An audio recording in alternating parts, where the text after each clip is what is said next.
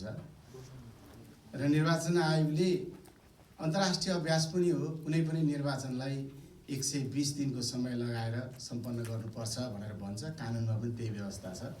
हामी न्यूनतम पनि 120 दिन भयो भने चाहिँ निर्वाचनका सबै प्रक्रियाहरूलाई स्वच्छ, स्वतन्त्र, निष्पक्ष, विश्वसनीय, पारदर्शी निर्वाचन हामी गर्न सक्छौँ भनेर भन्छौँ।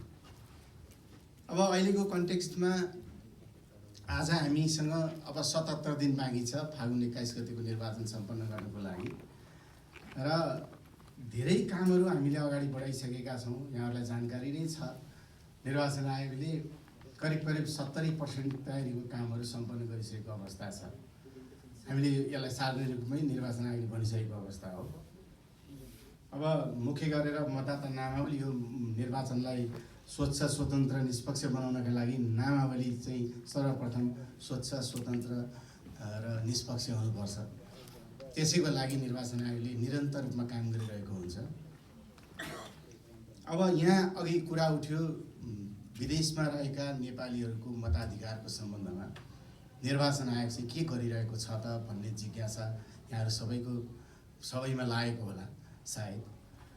यस सम्बन्धमा म के भन्न चाहन्छु, as on behalf of my election commission, निर्वाचन आयोग धेरै अगाडिदेखि यो विषयमा निरन्तर लागिरहेको कतिपयलाई थाहा नहुन सक्छ।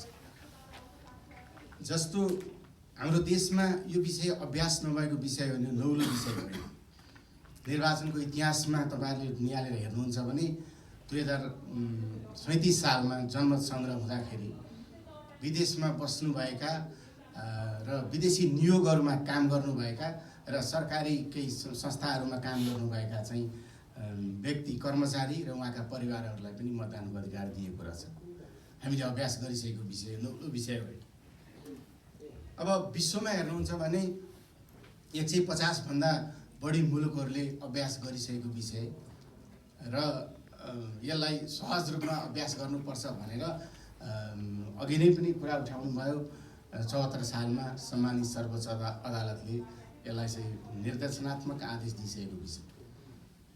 त्योभन्दा अगाडि 2064 सालमा पहिलो संविधान सभाको निर्वाचन हुँदाखेरि भोजराज पोखरेल प्रमुख आयुक्त हुनुहुन्थ्यो। त्यतिखेर पनि यो विषयको कुरा उठेको थियो, छलफलमा आएको थियो।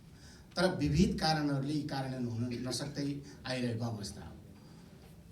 अब जब सर्वोच्च अदालतले एउटा आदेश दियो नेपाल सरकारलाई, सरकारले त्यो बमोजिमको कार्यान्वयन गर्नका लागि संसदीय समितिमा पठाए। संसदीय समितिले निर्वाचन आयोगलाई निर्देशन दियो र आयोगले आफ्नो तर्फबाट विभिन्न तरिकाले यसको अध्ययन अनुसन्धान गर्यो। म अहिले हाम्रो अगाडि यहीँ उपस्थित हुनुहुन्छ सहसचिव शिवा कोटी सर, उहाँ चाहिँ निर्वाचन आयोगमै हुनुहुन्थ्यो। मलाई लाग्छ कुनै अध्ययन कार्यटोलीमा उहाँ पनि संलग्न भएर अध्ययन गर्नुभएको छ। धेरै अध्ययनहरूबाट एउटा फाइन्डिङ्स आएपछि आयोगले यसमा कानुन बनाएर अगाडि बढ्नुपर्छ भनेर 2-2.5 वर्ष अगाडि कानुनको ड्राफ्ट गरेर गृह मन्त्रालयमा पठाएको धेरैलाई थाहा छ। यदि त्यो कानुन कार्यान्वयनमा आएको भए, यदि कानुन बने, मस्यौदा चाहिँ त्यो कानुन बनेको भएदेखि आजको दिनमा यो हामी अब यसलाई कसरी स्वच्छ निष्पक्ष बनाउने भन्नेतर्फतिर ध्यान दिन्थ्यौँ होला। अब राइट्सको कुरा चाहिँ कम गर्थ्यौँ होला। त्यो दुर्भाग्य, हाम्रो देशमा त्यो कानुन बन्न सके। अब मैले अघि नै जोडेँ, यो कानुन नभएपछि निर्वाचन आयोगले देशको संविधान र निर्वाचन सम्बन्धी कानुन बमोजिम निर्वाचन सञ्चालन व्यवस्थापन गर्छ। सञ्चालन व्यवस्थापन गर्नलाई जब कानुनै छैन भने कानुन नभएको विषयलाई सञ्चालन व्यवस्थापन गर्छु भनेर निर्वाचन आयोगले भन्नै हुँदैन। त्यो संवैधानिक दायराभन्दा बाहिर गइन्छ। त्यसले गर्दा यो निर्वाचन जब भदौ 27 गते प्रतिनिधि सभाको निर्वाचन घोषणा भयो, त्यस पछाडि नेपाल सरकारसँग निर्वाचन आयोग निरन्तर छलफलमा रहेको थियो र नेपाल सरकारको गृहमन्त्री नै निर्वाचन आयोगमा आएर विदेशमा बस्ने नेपालीहरूलाई पनि भोटिङ राइट्सको विषयमा चाहिँ यो निर्वाचनमै गर्नुपर्छ भन्ने किसिमको कुरा राखेपछि आयोगले विभिन्न कोणबाट आफ्नो कार्यलाई अगाडि बढायो, परामर्श पनि गर्यो, छलफल पनि गर्यो। र अब हामी सबैले थाहा भएको विषय हो, नेपाल सरकारले एउटा ऐनको ड्राफ्ट गरेको छ। यो विषयमा अगाडि बढ्नुपर्छ भने ऐनको ड्राफ्ट गरेर निर्वाचन आयोगलाई यसमा सल्लाह सुझाव प्रतिक्रिया दिनको लागि पठाएको थियो। र अब यो अवस्थामा यो छोटो समयको अवधिमा हामी कति व्यवस्थापन गर्छौँ, हामीसँग कति चुनौती छ, कुन मोडेल, अहिले सबै कुरा आइसकेका छ, यस्ता मोडेलहरू छन्, यी मोडेलमध्ये कुन मोडेलमा हामी जाने सम्भव छ कि छैन भन्ने विषयमा आयोगले आफ्नो धारणा त्यो ऐनको मस्यौदामा दिइसकेको अवस्था छ र अब त्यो ऐन आज 77 दिन बाँकी हुँदासम्म हामी कहाँ आइसकेको छैन। अघि मीना म्याडमले भने जस्तै अब करिब सम्भावना अन्त्य भइसकेको अवस्था छ। अब यसलाई हामीले अहिलेको चुनावमा प्रयास गर्न सम्भव देखिन्छ जस्तो मलाई लाग्दैन। त्यसले गर्दा यो विषय साँच्चै गम्भीर विषय हो, यसमा मताधिकार सुरक्षित हुनुपर्छ। हामी गत 79मा भएको निर्वाचनलाई एकचोटि सम्झेर हेरौँ।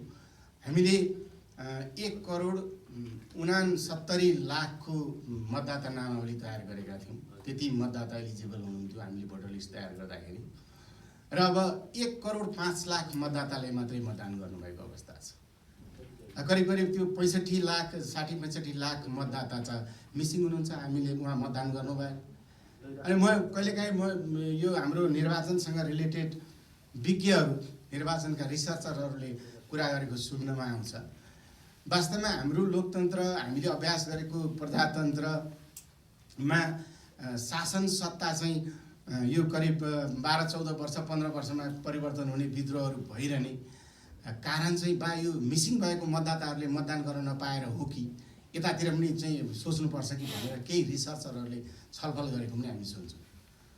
त्यसले गर्दा हामीलाई पनि के लाग्छ, निर्वाचन आयोगले भन्छ के भने हाम्रो पहिलो दायित्व भनेको नागरिकलाई मतदाता बनाउने।